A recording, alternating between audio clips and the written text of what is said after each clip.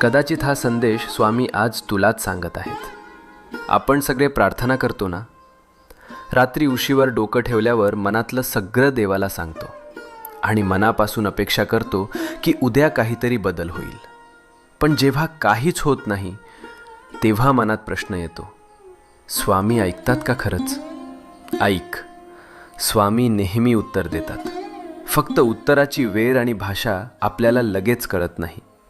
जेव्हा काही आपल्या भल्यासाठी असतं तेव्हा स्वामी हो म्हणतात.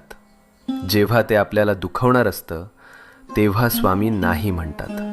आणि जेव्हा आपल्याला अजून थोडं मजबूत व्हायचं असतं तेव्हा स्वामी शांतपणे म्हणतात, थांब, योग्य वेळी देतो. म्हणून हार मानू नको.